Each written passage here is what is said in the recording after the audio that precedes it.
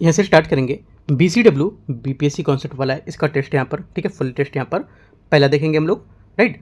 पहला पेपर यहाँ पर रहेगा और यहाँ से ये जो पेपर रहेगा इसके हम लोग जो पहले पेपर थे जैसे कि सेक्शनल पेपर वो लोगों ने नहीं किए, कुछ पेपर किए हैं, ठीक है, और बाकी पेपर हम लोगों ने इसका नहीं किया क्योंकि यहाँ पर हम लोग इसका फुल लेंथ पेपर करेंगे। वो फुल लेंथ पेपर यहाँ पर अच्छा होता है BCW का, ठीक है। तो फुल लेंथ पेपर हम लोग यहाँ पर इसे कवर कर रहे हैं और स्टार्ट करते हैं क्वेश्चन 1 से स्टार्ट करेंगे, टेस्ट नंबर 1, ठीक है।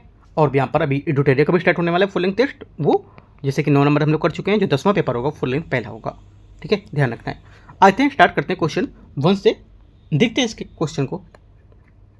क्वेश्चन जो किए गए काफ़ी अच्छे फ्रेम यहाँ पर, ठीक है, साइंस और जो जैसे कि साइंस का ज़्यादा जोर रहता है इसमें BPSC में, है ना, तो साइंस को लेकर के भी काफ़ी ज़्यादा अच्छे अच्छे क्वेश्चन यहाँ पर फ्रेम किए हैं। एक बात और, कल हमने यहाँ पर UP PCS का पेपर कराया हुआ है, जो पहला पेपर वो आपका साइंस का था, जीव विज्ञान का था। बहुत अच्छे क्वेश्चन वहाँ पर हैं, आप BPSC के लिए अपने क्वेश्चन वहाँ से अच्छे कर सकते हो। अगर वहाँ पे क्वेश्चन सॉल्व करोगे तो आपको हो सकता है BPSC में क्वेश्चन वहाँ से देखने को मिले, क्योंकि ऐसा कई बार देखा गया कि UP PCS के पेपर से यहाँ पर BPSC में क्वेश्चन कुछ मिले हुए हैं, ठीक है, तो आप क्वेश्चन को शामिल कर सकते हो।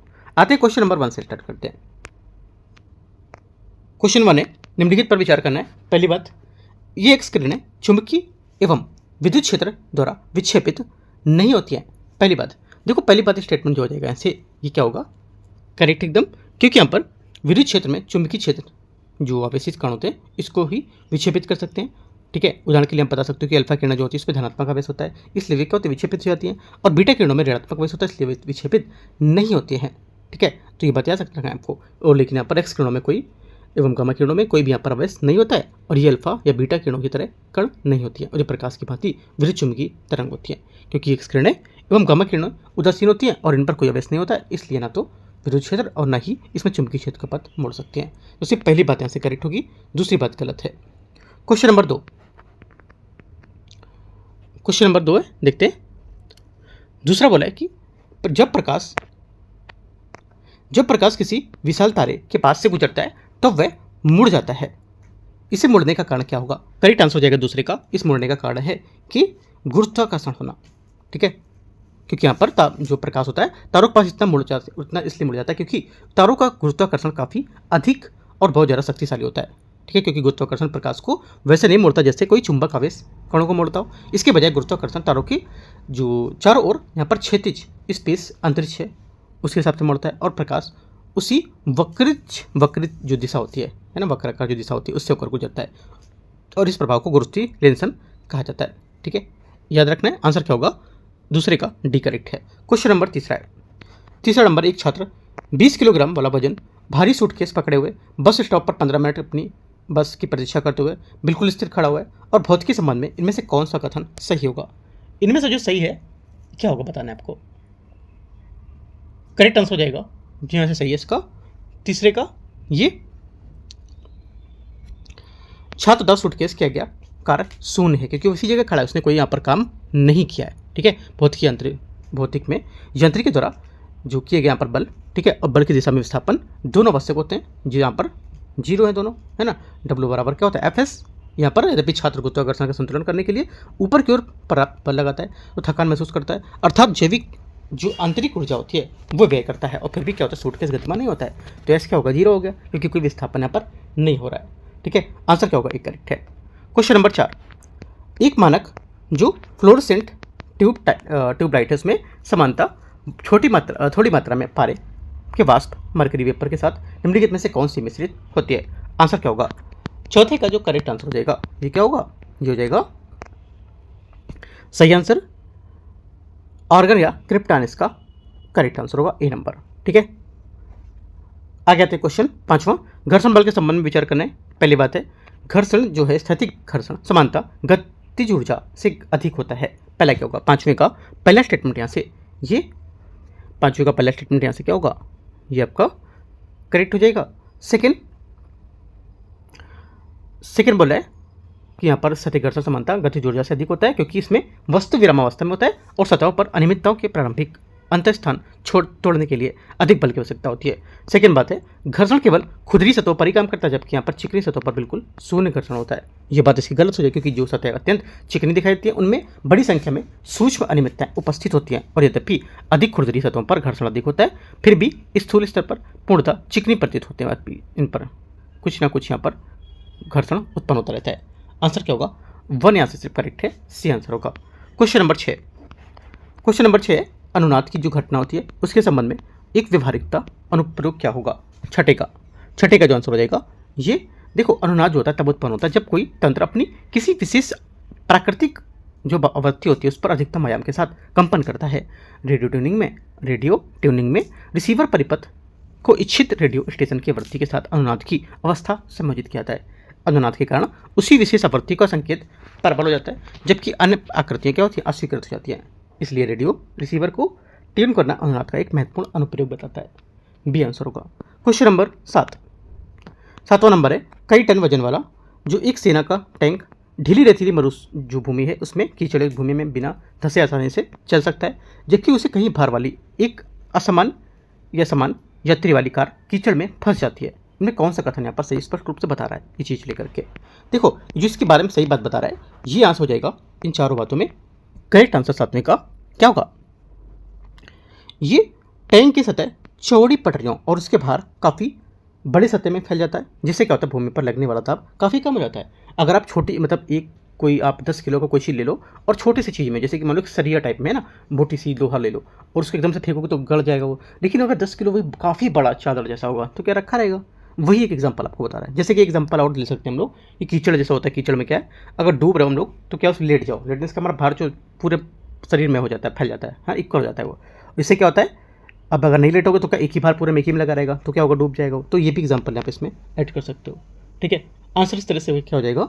बी आंसर करेक्ट आंसर 8वें का। ठीक है, आगे आते हैं क्वेश्चन नंबर 8वां।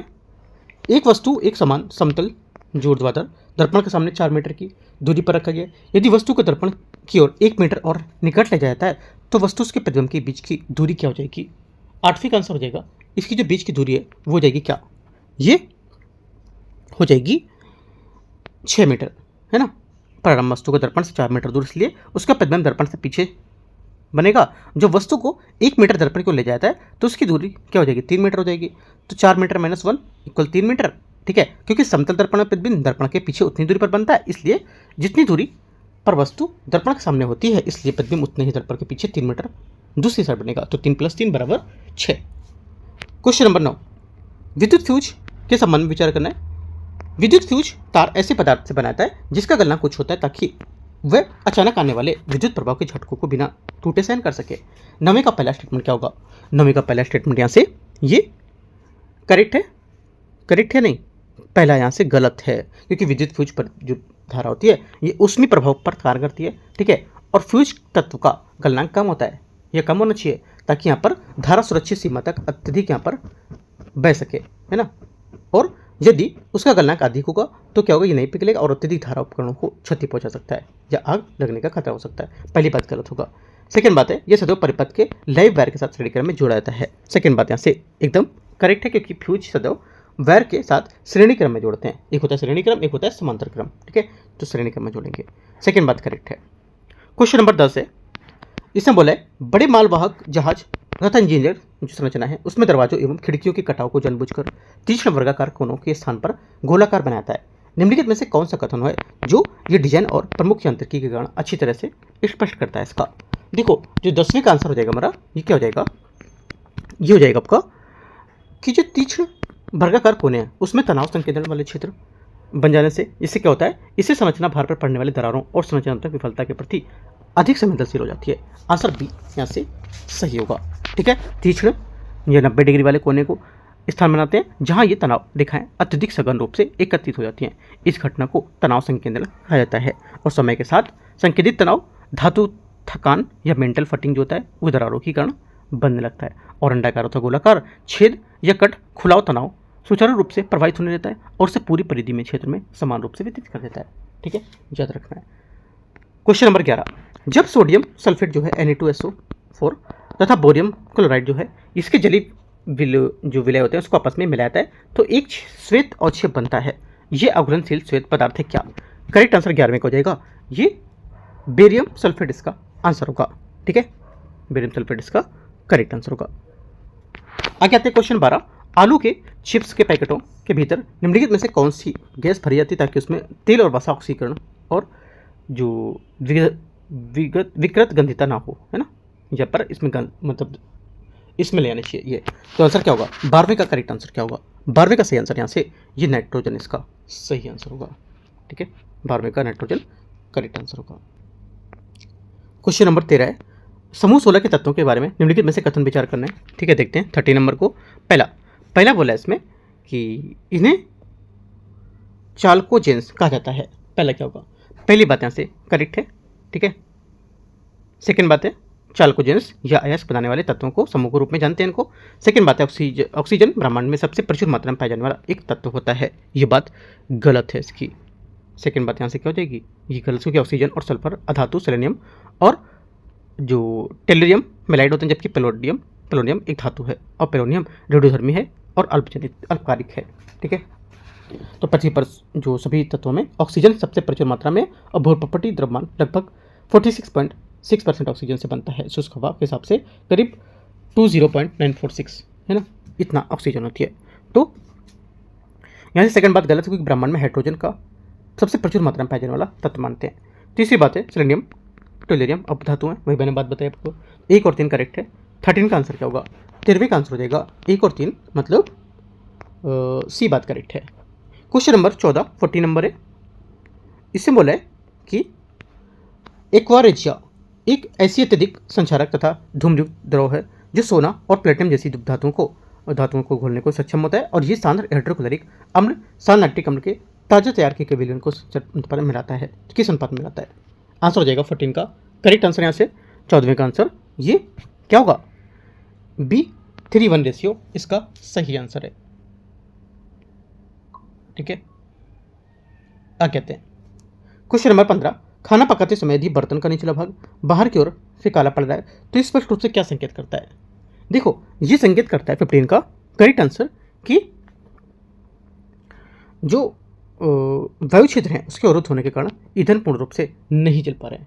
ठीक है, आंसर क्या होगा? डी इसका सही आंसर होगा। घरेलू ईंधन जैसे एलपीजी संतत हाइड्रोकार्बन से बने होते हैं, जो सामान्यतः पर्याप्त वायुमंडलीय ऑक्सीजन में उपस्थिति में स्वच्छ अधिप्त नीली ज्वाला के साथ यहाँ जलते हैं, और यदि बर्नर में वायु छिद्र या बंद अवरुद्ध हो जाए तो ऑक्सीजन की आपूर्ति कम हो जाती है। इससे क्या होता है? पूर्ण दहन होने लगता है, जिससे परिणामस्वरूप पीले धुएं युक्त यहाँ पर कालिक भरा ज्वाला उत्पन्न होती है। आगे आते हैं क्वेश्चन 16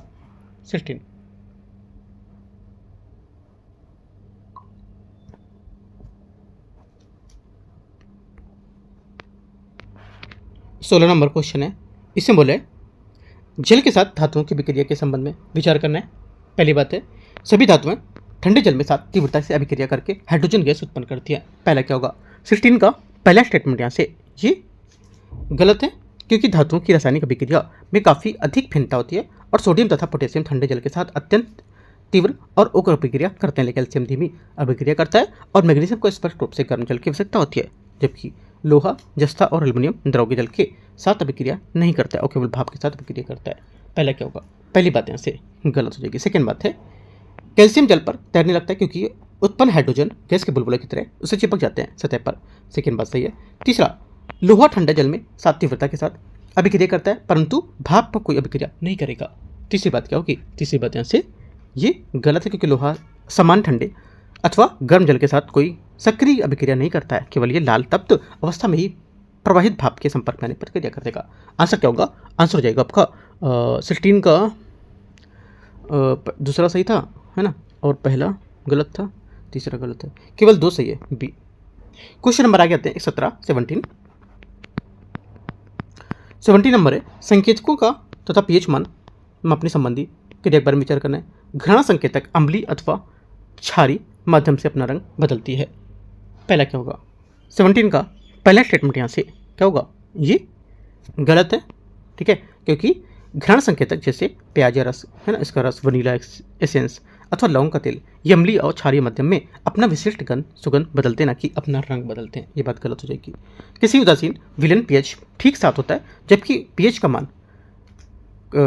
का कम मान हाइड्रोनियम आयनों की बढ़ती हुई सांद्रता को दर्शाता है। सेकेंड बात सही है। तीसरी बात है फिनोप्थलीन क्षारीय विलयन की गुलाबी हो जाता है तथा अम्लीय विलयन में रंगीन होता है। तीसरी बात यहाँ से क्या होगी? ये करेक्ट है। आंसर 2 और 3 ये सही बात है, तो सी। क्वेश्चन नंबर 18 कार्बन यौगिकों के संबंध में विचार करना है। असंतृप्त हाइड्रोकार्बन, पैलेडियम तथा अथवा निकल से उत्प्रेरक की उपस्थिति में युगात्मक अभिक्रिया करके संतृप्त हाइड्रोकार्बन बनाते हैं। पहली बात क्या होगी, पहला स्टेटमेंट यहाँ से इसका जो रहेगा ये क्या होगा, पहली बात 18 का आपको यहाँ से जो जाएगी करेक्ट है। सेकेंड, संतृप्त हाइड्रोकार्बन समानता स्वच्छ नीली ज्वाला के साथ जलते हैं, जबकि असंतृप्त कार्बन यौगिक पीली ज्वाला तथा अधिक धुएं के साथ चलते हैं। सेकेंड बात क्या होगी, सेकेंड भी करेक्ट है। तीसरा, एथेनोइक अम्ल अम्लीय प्रेरक की उपस्थिति में निरपेक्ष एथेनॉल के साथ अभिक्रिया करके सुगंधित एस्टर बनाता है। तीसरी बात क्या होगी, तीसरी बात यहाँ से करेक्ट है। आंसर तीनों करेक्ट है। 18 का 1, 2 और 3, सी यहाँ से डी यहाँ से करेक्ट आंसर होगा। क्वेश्चन नंबर 19 नंबर है, अभिकथन ए और कारणार। ठीक है, देखते हैं इसको। पहला ये बोला है कि अभिकथन बोला है कि मैग्नीशियम रिबन को वायु में जलाने पर यह सैंड पेपर साफ करना चाहिए। ठीक है, जलाने से पहले सैंड पेपर से साफ करना चाहिए। पहली बात स्टेटमेंट क्या होगा, 19 का पहला स्टेटमेंट यहाँ से करेक्ट है ना, सही बात है। सेकंड, कारण सफाई करने से उसकी सतह पर नम वायु के साथ अभिक्रिया के कारण बनी क्षारी मैग्नीशियम कार्बोनेट की सुरक्षात्मक परत हट जाती है। सेकेंड बात भी करेक्ट है, दोनों बातें यहाँ से सही है। आंसर 19 का 1 और 2 दोनों करेक्ट है। ए क्या होगा यहाँ से इसका सही आंसर हो जाएगा। क्वेश्चन नंबर आगे आते हैं 20 नंबर, अभिकथन ए और कारणार। आसुत जल विद्युत का चालक नहीं होता, जबकि वर्षा का जल विद्युत का क्या होता है, संचालक होता है। ठीक है, यह संचालन करता है। तो पहली बात क्या होगी, पहली बात यहाँ से करेक्ट है, सही है। सेकेंड बात है, सेकेंड बोला है कि कारणार आसुत जल में घुले हुए विद्युत अपघट्य किस उच्च सांद्रता होती है, जबकि वर्षा जल शुद्ध रूप से आयनों में रहित होता है।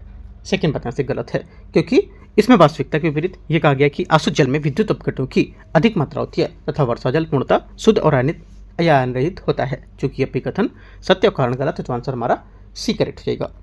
क्वेश्चन आगे आते हैं 21 नंबर क्वेश्चन, सी था ना,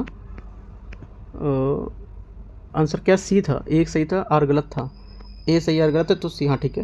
क्वेश्चन 21 है, नेफ्रॉन में वे कप आकार संरचना जो ग्लोमेरुलस में छनकर आयन निष्पादन को सीधे एकत्रित करती क्या कहलाती है। 21 का आंसर हो जाएगा, ये कहलाती है बोमिन कैप्सूल, इसका सही आंसर होगा।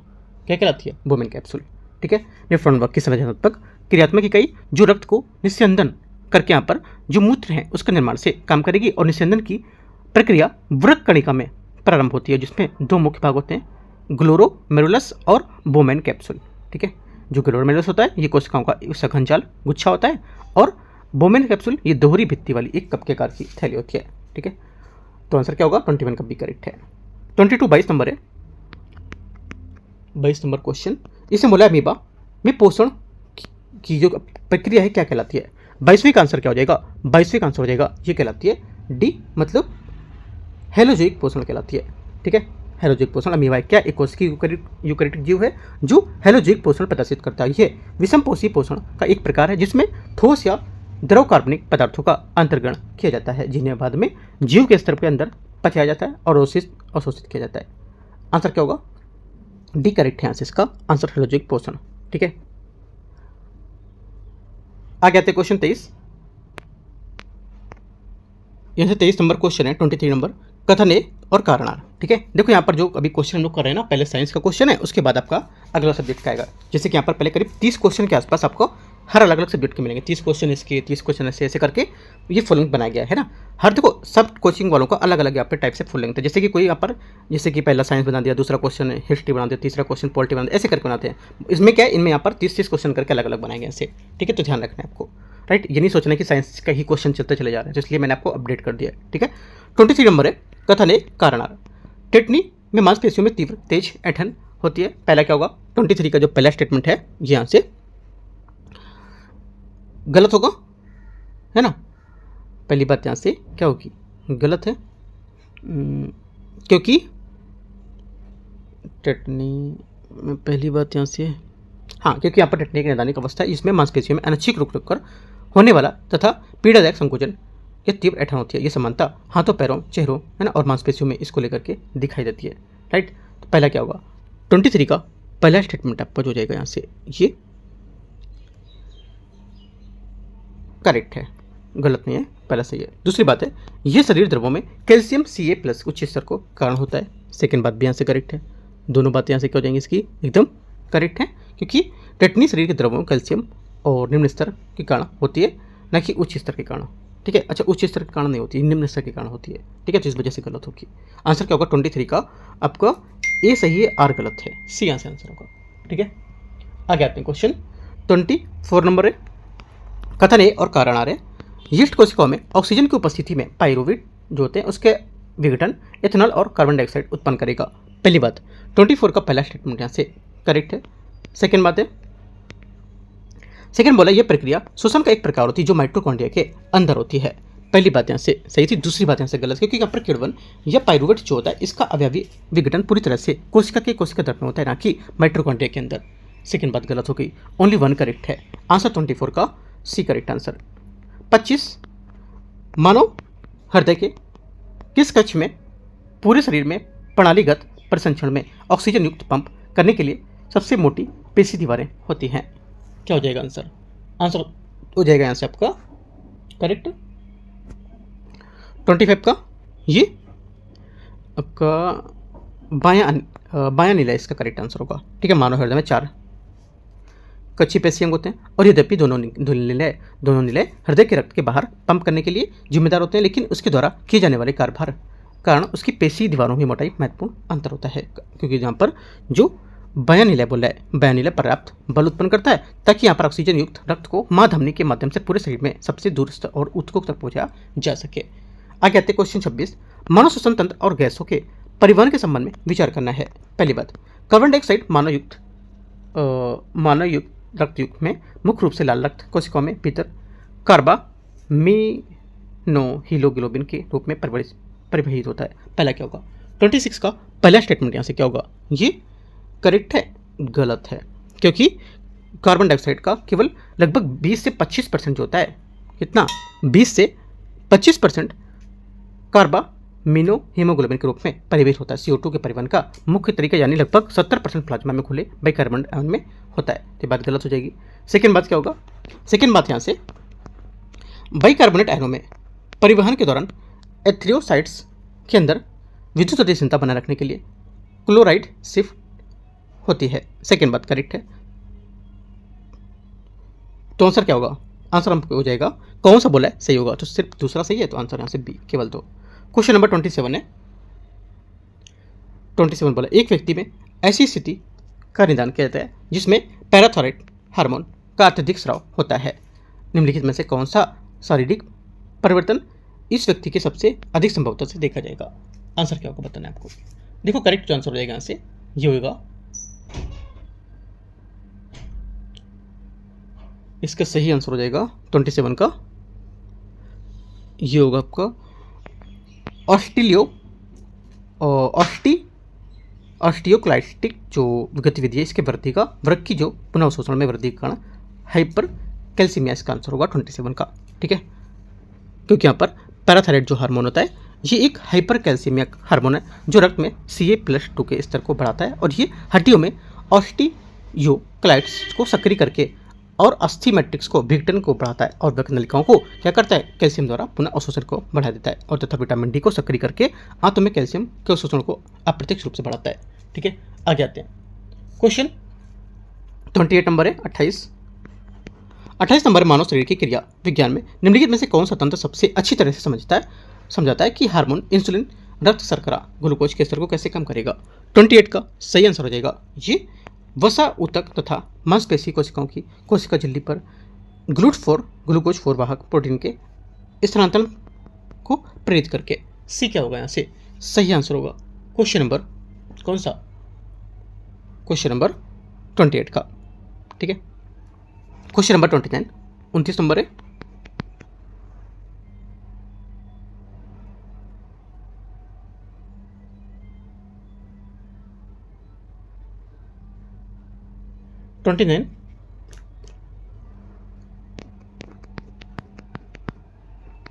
ट्वेंटी एट का आपका क्या होगा 28 का सी करेक्ट है वसा ऊतक को लेकर के 28 का सी होगा यहाँ से। ठीक है, 28 सी है ये और 29 आते हैं।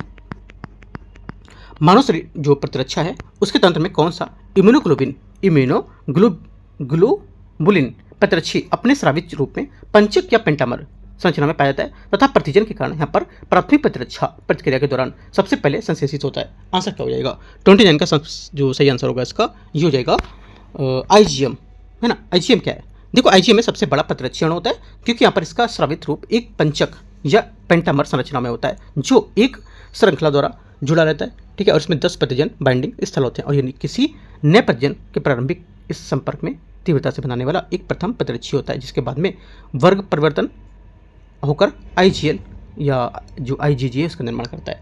आंसर यहाँ से सी करेक्ट है। क्वेश्चन नंबर आता है 30 नंबर, देखते हैं 30।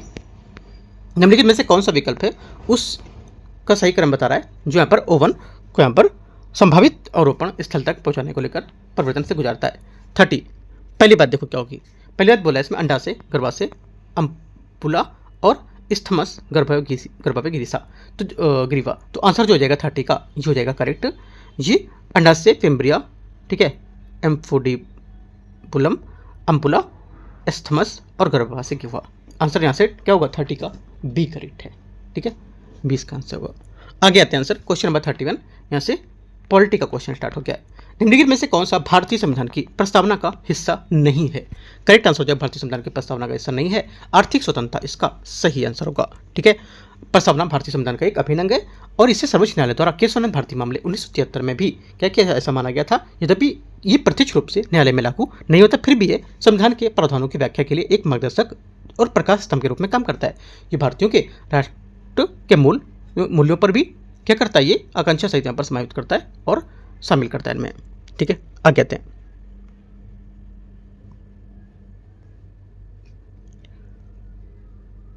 आगे क्वेश्चन देखते हैं। क्वेश्चन यहां से आगे होगा क्वेश्चन नंबर 32, 32 नंबर है। इसमें बोला निम्नलिखित में से कौन सा मौलिक अधिकार किसी को अपना नाम या उपनाम बदलने का अधिकार से संबंधित बताता है, ठीक है। कौन बताता है बताना है आपको। 30 का जो करेक्ट आंसर हो जाएगा ये क्या होगा सोचो।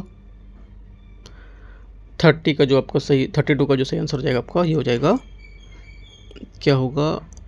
करेक्ट आंसर आपका होगा यहाँ से ये इसमें से देखो एक तो देखो यहाँ से हो जाएगा आर्टिकल 14 है ना, और आर्टिकल 19, 14, 19 और 21, 14, 19, 21 इसका सही आंसर होगा, ठीक है। भारत में अपना नाम या उपनाम बदलने का जो अधिकार होता है, ठीक है, एक मौलिक अधिकार बनाता है, राइट। भारतीय न्यायालयों में लगातार यह माना है कि यहाँ पर यह अधिकार मुख्य रूप से संविधान अनुच्छेद 19(1) और वाक अभिव्यक्ति की स्वतंत्रता उसके रूप में बताया है, ठीक है। आगे आते हैं क्वेश्चन 32 हो गया 33 नंबर। क्वेश्चन 33 है संविधान में कौन सा अनुच्छेद राज्य के लिए त्रिसदनी विधानमंडल का प्रावधान करता है? करेक्ट आंसर क्या होगा? 33 का सही आंसर ए अनुच्छेद 168, ठीक है, 168 इसका सही आंसर होगा। 34 है बिहार में किस पड़ोसी राज्य में त्रिसदनी विधानमंडल है? 34 का सही आंसर क्या होगा? 34 का सही आंसर यहाँ से उत्तर प्रदेश सही आंसर होगा। बिहार के किस पड़ोसी राज्य में त्रिसदनी विधानमंडल है? उत्तर प्रदेश इसका करेक्ट आंसर है।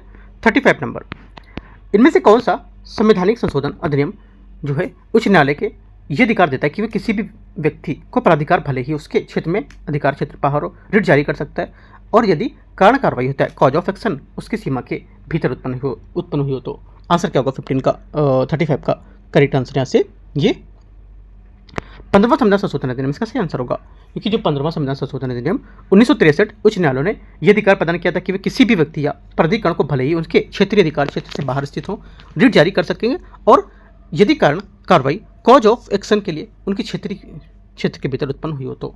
इसके अतिरिक्त इस संशोधन के द्वारा उच्च न्यायालय ने न्यायाधीशों की सेवानिवृत्ति जो आयु है उसको 60 वर्ष से घटाकर 62 बढ़ाकर 62 वर्ष कर दी गई थी, ठीक है। क्वेश्चन नंबर 36 नंबर है हाल ही में केरल का नाम बदलकर केरलम कर दिया गया, इसके लिए संविधान संशोधन कौन सा अनुच्छेद यहाँ पर प्रदान किया है? यह करता है आंसर हो जाएगा 36 का बी, इसमें से आर्टिकल 3 अनुच्छेद 3 यहाँ से इसका सही आंसर होगा, ठीक है, क्योंकि यह अनुच्छेद संसद को विधि द्वारा किसी भी वर्तमान राज्य के नाम परिवर्तन और अधिकार बदलने का अधिकार देता है।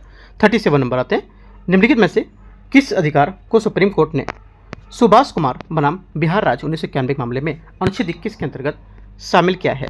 आंसर क्या होगा? 37 का आंसर 37 का करेक्ट आंसर यहाँ से होगा ये जो हो जाएगा डी करेक्ट है, प्रदूषण मुक्त पर्यावरण अधिकार इसका सही आंसर होगा। प्रदूषण मुक्त पर्यावरण अधिकार ये भारत के सर्वोच्च न्यायालय के सुभाष कुमार बनाम बिहार राज्य 1991 के ऐतिहासिक मामले में निर्णय दिया था। ठीक है, याद रखना है। आगे आते हैं, क्वेश्चन 38 है, मौलिक कर्तव्यों के संबंध में विचार करना है। मौलिक कर्तव्य मूल संविधान में शामिल नहीं थे। 38 का पहला स्टेटमेंट क्या होगा? 38 का पहला स्टेटमेंट यहाँ से ये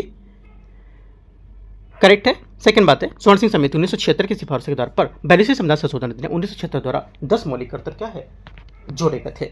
सेकंड बात क्या होगी? सेकंड बात भी यहाँ से करेक्ट है, दोनों बातें यहाँ से सही है। आंसर क्या होगा? सी यहाँ से करेक्ट आंसर है। क्वेश्चन आगे आते हैं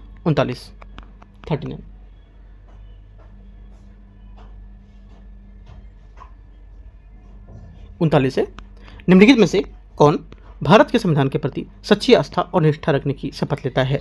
39 का आंसर क्या होगा?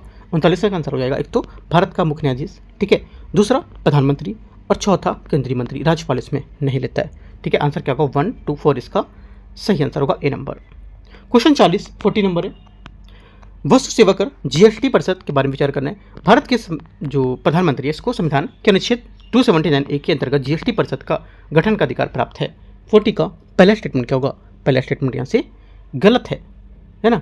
पहला गलत है, सही है? पहला गलत है, सही नहीं है, क्योंकि वस्तु सेवा कर जीएसटी परिषद जो होता है संविधान का आर्टिकल 279A के अंतर्गत निर्मित एक संवैधानिक निकाय, इसका गठन अनुच्छेद 279A के तहत लागू और इसके पश्चात इसकी निर्धारित अवधि के भीतर भारत के राष्ट्रपति द्वारा किया जाएगा इसमें। ठीक है, और इस परिषद की अध्यक्षता केंद्रीय वित्त मंत्री द्वारा की जाती है, जो इसके चेयरपर्सन में काम करेंगे। ठीक है, सेकेंड बात यहाँ से पहला गलत हो गया। सेकेंड बात इसकी ये बोला केंद्रीय वित्त मंत्री इसके अध्यक्ष के रूप में काम करेंगे, अभी मैंने आपको बताया, ओनली 2 करेक्ट है, बी। 41 नंबर है, सूची को सूची 2 को मैच करते हैं, संरक्षित क्षेत्र और इसका राज्य कौन कौन सा है। ठीक है, देखते हैं पहला 41, पहली बात इसमें हो जाएगा काजीरंगा असम में। ठीक है, उसके बाद गिर राष्ट्रीय उद्यान किधर है? गिर राष्ट्रीय उद्यान आपका हो जाएगा किधर हो जाएगा? गिर गुजरात।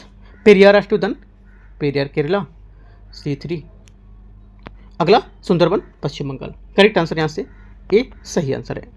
क्वेश्चन नंबर 42 राष्ट्रीय उद्यान दे रखे और यहाँ पर इसकी प्रसिद्ध प्रजातियाँ कहाँ पर कौन कौन सी प्रजातियाँ हैं। ठीक है, पहली बात देखो, पहले ऐसे बोला है कि गिर राष्ट्रीय उद्यान एशियाई शेर होता है यहाँ पर, इस पर क्वेश्चन यूपीएससी ने काफ़ी पहले पूछा था 2019-20 में।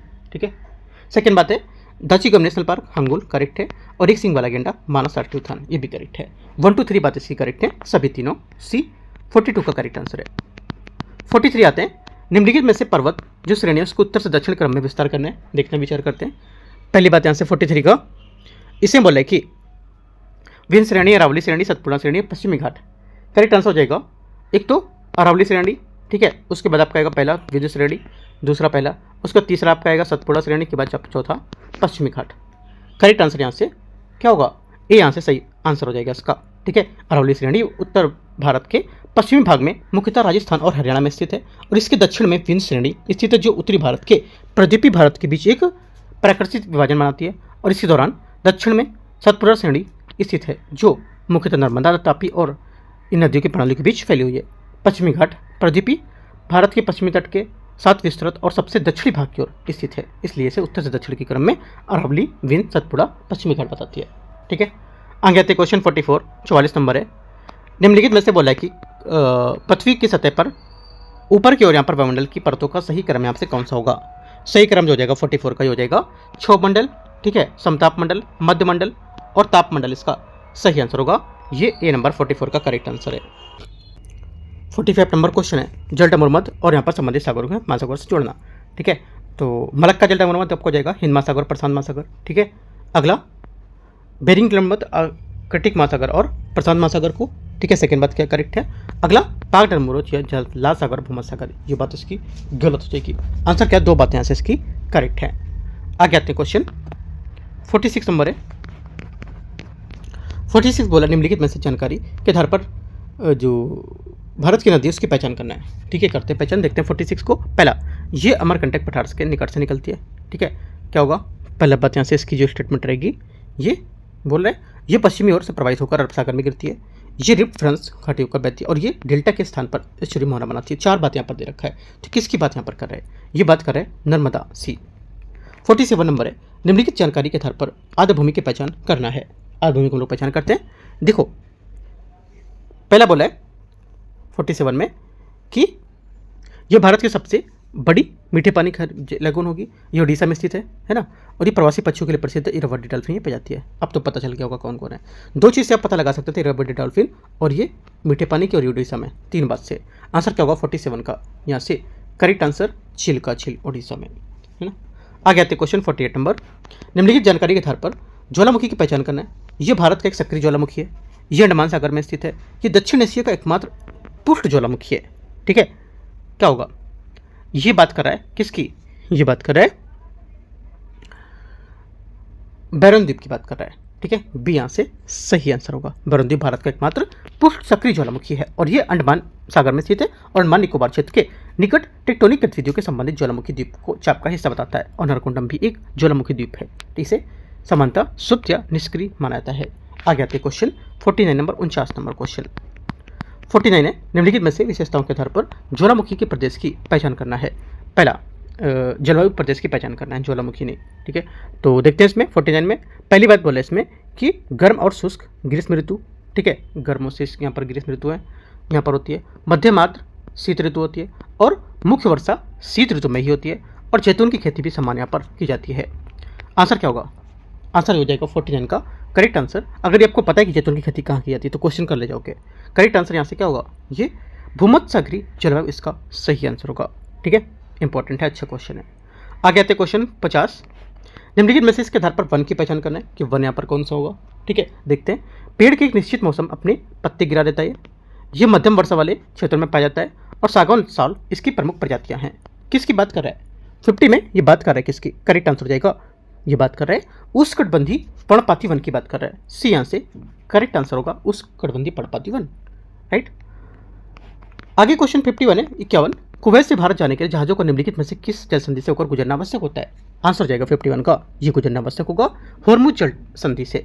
हॉर्मुज जल संधि न्यूज़ में भी था और यूपीएससी ने इस पर क्वेश्चन भी पूछा है साल 2026 में। ठीक है, याद रखना इंपॉर्टेंट है। आगे आते क्वेश्चन 52 नंबर क्वेश्चन है, निम्नलिखित में से कौन सी जल संधि भूमध्य सागर को अटलांटिक महासागर से जोड़ती है? 52 का सही आंसर क्या होगा? 52 का सही आंसर हो जाएगा यहाँ से जिब्राल्टर जल संधि इसका सही आंसर होगा। जिब्राल्टर जल संधि भूमध्य सागर को अटलांटिक महासागर से जोड़ती है। ये यूरोप में दक्षिण स्पेन और अफ्रीका में उत्तरी मोरक्को के बीच स्थित है। ये विश्व के सबसे महत्वपूर्ण समुद्री मार्गों में से एक है और हॉर्मुज जल संधि फारसी खाड़ी को ओमान की खाड़ी में जोड़ती है। बॉस्फोरस जल संधि काला सागर को मरमरा सागर से जोड़ती है और मलक्का जल संधि हिंद महासागर क्षेत्र को प्रशांत महासागर से जोड़ेगी। इसलिए आंसर क्या होगा? सही जिब्राल्टर इसका करेक्ट आंसर होगा।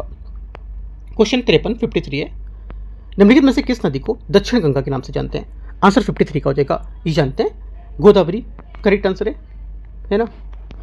54 नंबर 54, व्यापारिक मार्गों के बारे में विचार करना है प्रमुख यहाँ पर।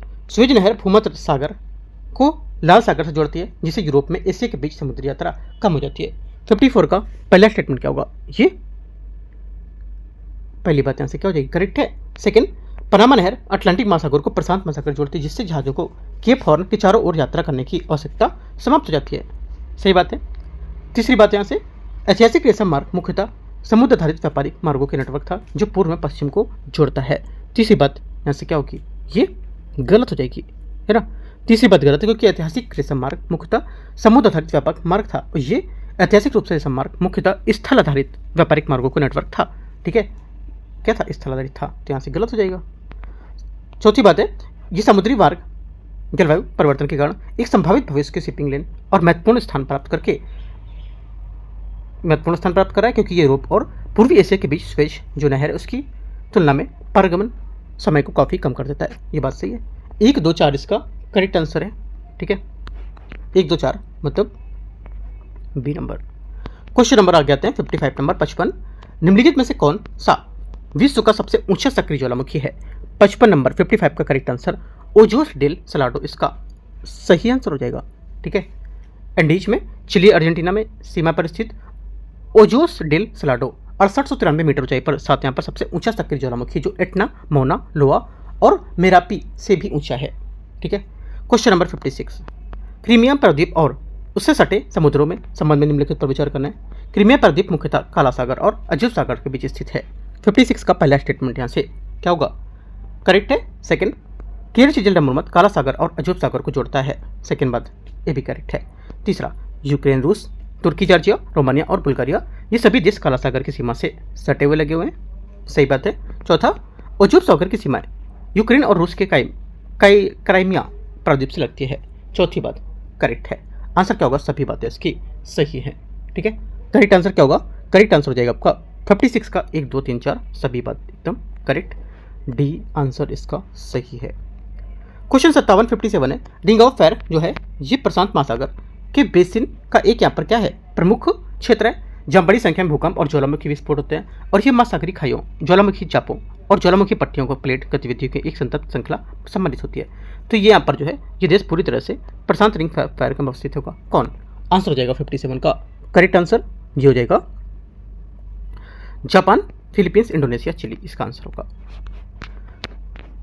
क्वेश्चन 58 है 58, भूमध्य रेखा जो कि 0 डिग्री अक्षांश पर एक काल्पनिक रेखा है और पृथ्वी को उत्तरी गोलार्ध और दक्षिणी गोलार्ध में विभाजित करती है। निम्नलिखित में से कौन सा समूह केवल उन्हीं देशों का है जिसमें यहाँ पर होकर गुजरती भूमध्य रेखा। आंसर हो जाएगा क्वेश्चन नंबर 58 का करेक्ट आंसर ये 58 का बी, ब्राजील, केन्या, कोलंबिया इसका सही आंसर होगा। ठीक है, भूमध्य रेखा कुल 13 देशों से होकर गुजरती है ना, तो ये सब याद रखना है आपको। आगे आते हैं क्वेश्चन नंबर 59, निम्नलिखित में से किसने ब्रिटिश भारत में ई कोड ऑफ J2 लॉज की तैयारी के अनुवाद प्रोत्साहन किया था। आंसर क्या होगा, 59 का करेक्ट आंसर यहाँ से ये हो जाएगा वारेन हेस्टिंग इसका सही आंसर होगा। ठीक है, 1776 की कृति ई कोड ऑफ J2 लॉज अथवा ordinance of the pandits Warren Hastings के संरक्षण में तैयार की गई थी। ठीक है, और ये शब्द पुर्तगाली भाषा में लिया गया था और यूरोपीय लोग इसे हिंदू के लिए प्रयोग करते थे। इस संहिता ने यूरोपीय लोगों को हिंदू कानूनी रीति रिवाजों के दर्शन से परिचित कराया था। आगे आते क्वेश्चन 59 हो गया। क्वेश्चन 60 नंबर है, ब्रिटिश और सिंध के अमीरों के बीच 1809 में हस्ताक्षरित सारस्वत मैत्री संधि ट्रीटी ऑफ इंटरनल फ्रेंडशिप के संबंध में विचार करना है। 60 पहली बात है, यह संधि भारत की ओर से संभावित रूसी विस्तार को रोकने के लिए ब्रिटिश रणनीति का हिस्सा थी। पहली बात, 60 का पहला स्टेटमेंट यहाँ से क्या होगा, करेक्ट है। सेकंड, इस समझौते के तहत दोनों पक्षों ने सिंध में फ्रांसीसी प्रभाव को रोकने के लिए राजनीतिक प्रतिनिधियों को आदान प्रदान पर सहमति व्यक्त की थी। सेकंड बात भी करेक्ट होगा। तीसरा है, जब 1820 में संधि का नवीनीकरण किया गया था तो प्रतिबंधों को बढ़ाकर अमेरिका को भी शामिल कर लिया गया था। ये बात भी करेक्ट है। तीनों बातें सही है, आंसर डी करेक्ट है। क्वेश्चन 60 बनाते हैं 61 नंबर, निम्नलिखित पर विचार करना है। सूची 1 और सूची 2 है ना, दोनों सूची 2 लिखिए, यहाँ पर सूची 1 होना चाहिए। इनके जो क्वेश्चन है ना BCW का काफ़ी मिसप्रिंट है यहाँ पर। ठीक है, तो ध्यान रखना है आपको टेस्ट क्वेश्चन सॉल्व करते समय भी, राइट। मेरे साथ जितना हो रहा है उतना मैं आपको करते जा रहा हूँ कवर। थोड़ा बहुत अगर कुछ रहता है मिस्टेक तो आप उसको मैनेज कर सकते हो। ठीक है, आगे आते हैं 61 में, कथन एक युद्ध और यहाँ पर महत्व। प्लासी का युद्ध जो है ये क्या हुआ, देखो प्लासी का युद्ध है जो आपको जाएगा, ये आपका प्लासी का युद्ध बंगाल में ब्रिटिश राजनीतिक वर्चस्व की स्थापना को लेकर के। बक्सर के युद्ध क्या होगा, बक्सर के युद्ध आपको हो जाएगा ये मीर कासिम सुजाउद्दौला शाह आलम के संयुक्त सेनाओं के बीच पराजित करने के बाद। अगला वेदराय का युद्ध, वेदराय को आपको हो जाएगा 3 बंगाल में डच चुनौती का अंत हो गया था। और वनडी वायस का युद्ध दक्षिण भारत में फ्रांसीसी निर्णायक ब्रिटिश विजय हुई थी। करेक्ट आंसर 61 का आप मैच कर लो जो बताया मैंने, वैसे ए यहाँ से आंसर होगा इसका। आगे आते क्वेश्चन 62 62 नंबर, निम्नलिखित में से कौन सा दिल्ली दरबार भारत में ब्रिटिश सम्राट राजा द्वारा स्वयं की अध्यक्षता में आयोजित किया गया था। करेक्ट आंसर 62 का सी, दिल्ली दरबार 1911 इसका सही आंसर होगा। प्रिंस ऑफ वेल्स के रूप में राजा बनने वाले सम्राट में दिसंबर 1905 में अपनी पत्नी के साथ भारत की पहली यात्रा की थी और उस समय वायसराय लॉर्ड कर्जन के अतिथि के रूप में आए थे और भारत अपनी आकर्षकता से प्रभावित होकर हमेशा यहाँ वापस आना चाहता था। और ब्रिटिश साम्राज्य के उत्कर्ष काल में 1877 और 1911 के बीच 3 दिल्ली दरबार आयोजित किए गए थे, लेकिन यहाँ पर केवल राजा जॉर्ज पंचम ये ऐसे ब्रिटिश सम्राट थे जिन्होंने अपने स्वयं दरबार की अध्यक्षता की थी, न कि उनकी दादी रानी विक्टोरिया ने। ठीक है, आंसर क्या होगा 62 का जो आंसर हो जाएगा सी यहाँ से करेक्ट है। 63 आते हैं 63 नंबर, निम्नलिखित पदाई जो उपाय हैं उसके कालक्रम के अनुसार उनको व्यवस्थित करना है। 63 को कालक्रम के अनुसार व्यवस्थित करेंगे। 63 का आंसर हो जाएगा यहाँ से, देखो पहला तो आपका होगा यहाँ से सती प्रथा पर प्रतिबंध लगाने वाला बंगाल का विनियमन, है ना, आपको हो जाएगा ये। उसके बाद आपको हो जाएगा क्या, हाँ, उसके बाद आपको हो जाएगा हिंदू विधवा पुनर्विवाह अधिनियम, ठीक है। उसके बाद आपको हो जाएगा सहमति आयोग अधिनियम 1। उसके बाद तीसरा आपका आएगा शारदा अधिनियम। 2 4 1 3 इसका सही आंसर होगा, है ना, 2 4 1 3 इसका सही आंसर होगा। जो शारदा अधिनियम था ये लास्ट में था। शारदा अधिनियम आया कब था, 1929 में, ठीक है। आगे आते क्वेश्चन, यहाँ से करेक्ट आंसर क्या होगा, ए होगा ना, ए यहाँ से करेक्ट आंसर यहाँ, ठीक है। क्वेश्चन नंबर आते हैं 64 64 नंबर क्वेश्चन। सूची को सूची 2 को मैच करना है। यहाँ पर व्यक्तित्व दे रखें और इसके यहाँ पर संस्था विचार पुस्तक कौन से है। पहली बात है राजा राम मोहन राय। राजा राम मोहन राय आपको हो जाएगा क्या, ये आपका हो जाएगा, हाँ, राजा राम मोहन राय, ये आपका प्रिंसेप्ट ऑफ जीसस, है ना, ये सही है। अगला अक्षय कुमार दत्त, तर्कवाद हमारा एकमात्र मार्गदर्शक होगा, सेकंड बात भी इसकी होगी। सर सैयद अहमद, अलीगढ़ आंदोलन। और केशव चंद्र सेन, सार्वभौमिक ईश्वरवाद, यूनिवर्सल थीज्म। करेक्ट आंसर 64 का क्या होगा, ए करेक्ट है। क्वेश्चन नंबर 65 65 नंबर है। इसने बोला निम्नलिखित में से कौन सा संगठन अपने संस्थापक के साथ सही सुमेलित है। करेक्ट आंसर 65 हो जाएगा, कौन सा सही सुमेलित बोल रहा है ना, तो कोई एक ही सही सम्मिलित होगा, वो कौन सा है, इंडियन लीग सॉरी मद्रास महाजन सभा एम वीरागपाचारी, इसका सही आंसर हो जाएगा, ठीक है, ये बात सही है। आगे आते क्वेश्चन 66 नंबर 66 नंबर क्वेश्चन। भारतीय राष्ट्रवाद में लाइटनिंग कनेक्टर थ्योरी में विश्वास किसने किया था। करेक्ट आंसर 66 का क्या होगा, 66 का सही आंसर यहाँ से ये गोपाल कृष्ण गोखले, इसका सही आंसर होगा। गोपाल कृष्ण गोखले जो थे लाइटनिंग कनेक्टर सिद्धांत, तड़ित चालक सिद्धांत जिसको बोलते हैं, इसमें विश्वास करते थे और इस विचार के अनुसार शिक्षित भारतीय नेता ब्रिटिश सरकार और आम जनता के बीच एक कड़ी के रूप में काम करते थे। वे जनता की समस्याओं और मार्गों को शांतिपूर्ण और संवैधानिक तरीकों से व्यक्त करते थे, ताकि क्या है, ताकि यहाँ पर जो जनता की समस्याओं और मार्गों को शांतिपूर्ण और संवैधानिक तरीकों से व्यक्त कर सकें। आगे आते हैं 67 नंबर क्वेश्चन। वंदे मातरम के संबंध में विचार करना है। वंदे मातरम पहली बार 1875 में बंग दर्शन पत्रिका में प्रकाशित हुआ था। 67 का पहला स्टेटमेंट यहाँ से क्या होगा, ये करेक्ट है। इसी बाद में बंकिम चंद्र चट्टोपाध्याय को उपन्यास आनंद मठ में शामिल कर लिया गया था, सेकेंड बात भी सही है। तीसरा रविन्द्रनाथ टैगोर ने पहली बार 1896 में भारतीय राष्ट्रीय कांग्रेस अधिवेशन वंदे मातरम गाया था, तीसरी बात भी करेक्ट है। आंसर क्या होगा 1 2 3। चौथी बात, भारतीय संविधान सभा ने 1950 में वंदे मातरम को भारत का राष्ट्रीय गान स्वीकार किया था, चौथी बात यहाँ से गलत है, ठीक है, क्योंकि 1950 में वंदे मातरम ने भारत का राष्ट्रीय गीत स्वीकार किया था, जबकि जनगण मन को राष्ट्रीय गान बनाया गया था, ठीक है, राष्ट्रीय गान नहीं होगा, ओनली 1 2 3 करेक्ट है। Question number 68। स्वतंत्रता मेरा जन्मसिद्ध अधिकार है, जब तक ये मेरे भीतर जागृत है मैं बूढ़ा नहीं हूँ। कोई शस्त्र इस आत्मा को काट नहीं सकता, ना आग से जला सकता है, ना ये पानी से भिगो सकता है, ना इसे हवा से सुखा सकती है, ठीक है। हम स्वराज चाहते हैं और इसे प्राप्त करना ये हमारा कर्तव्य होगा। किसने कहा था, आंसर 64 का करेक्ट आंसर होगा, 68 का करेक्ट आंसर ये कहा था बाल गंगाधर तिलक, सी यहाँ से बीजी तिलक इसका सही आंसर होगा। आगे आते हैं क्वेश्चन 69 69 नंबर है। इसमें बोला महात्मा गांधी राष्ट्रीय आंदोलन राष्ट्रीय कांग्रेस के मंच पर पहली बार किस अधिवेशन में उपस्थित हुए थे। ये उपस्थित हुए थे, करेक्ट आंसर कलकत्ता अधिवेशन 1901 में, ठीक है, जिसकी अध्यक्षता दिनसा एडुल्जी वाचा ने की थी। इस अवसर पर गांधी जी ने कांग्रेस से आग्रह किया था कि वह दक्षिण अफ्रीका में रह रहे भारतीयों के साथ हो रहे नस्ली भेदभाव के विरुद्ध संघर्ष को समर्थन दें। 69 का पी। Question 70 number. निम्नलिखित पर विचार करना है। प्रतिलता वाडेकर, है ना, वाडेदार, प्रतिलता वाडेदार जो है ये आपको जाएगा क्या, छापेमारी दौरान सही दी थी। कल्पना दत्त आपको जाएगा क्या, ये हो जाएगा कल्पना दत्त आपका कल्पना दत्त आपको जाएगा सूरसेन के साथ मिलकर, है ना। अगला शांति घोष एवं सुनीति, ये इनके जिला मजिस्ट्रेट को गोली मारकर हत्या की थी। बीना दास दीक्षांत समारोह के दौरान गवर्नर पर गोली चला दी थी। तो ये सब बातें याद रखना है, एक करेक्ट है। क्वेश्चन नंबर 70 बनाते हैं। 71 नंबर है। निम्नलिखित में से किसने अनुशीलन समिति के संबंध में अनुशीलन समिति से संबंधित क्रांतिकारी पत्रिका युगांतर का संपादन किया। करेक्ट आंसर 71 का हो जाएगा, ये बारिंद्र कुमार घोष और भूपेन्द्र दत्त इसका सही आंसर होगा। युगांतर 20वीं शताब्दी के प्रारंभिक काल में बंगाल की सबसे महत्वपूर्ण क्रांतिकारी पत्रिकाओं में से एक थी। ये भी क्वेश्चन पूछ सकता है कि युगांतर है ये कौन सी शताब्दी की थी, तो 20वीं शताब्दी की। ठीक है, ये भी याद रख दो, इंपॉर्टेंट। क्वेश्चन नंबर 72 निम्नलिखित में से किसने 4 खंडों वाले संग्रह the folklore of southern India का प्रकाशन किया? किसने? आंसर हो जाएगा 72 का।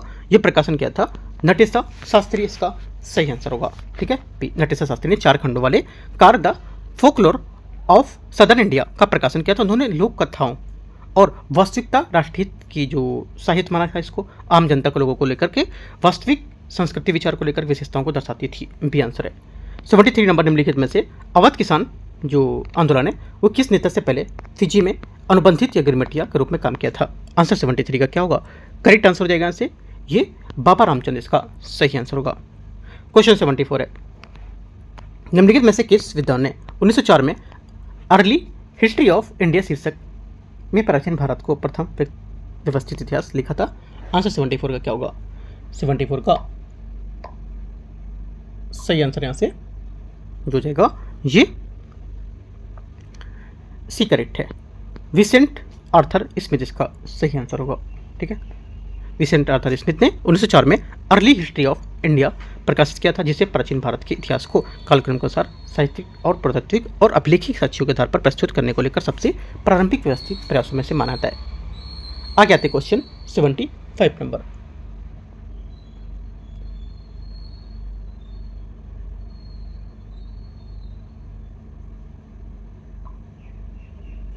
सेवेंटी फाइव है, प्राचीन अभिलेखों में एपिग्राफी के अध्ययन के संबंध में विचार करना है, कौन सा सही होगा? अशोक के अधिकांश अभिलेख पूरे उपमहाद्वीप खरोष्ठ लिपि में लिखे गए थे। भारत के सबसे प्राचीन अभिलेख पत्थरों पर उत्कीर्ण हैं और प्राकृत भाषा में, तो कौन सा सही होगा इसमें से, है ना? 75 का जो सही होगा स्टेटमेंट ये हो जाएगा आपका, भारत के सबसे प्राचीन अभिलेख पत्थरों में उत्कीर्ण थे और समानतः प्राकृत भाषा में थे। बी यहाँ से क्या होगा इसका सही आंसर होगा।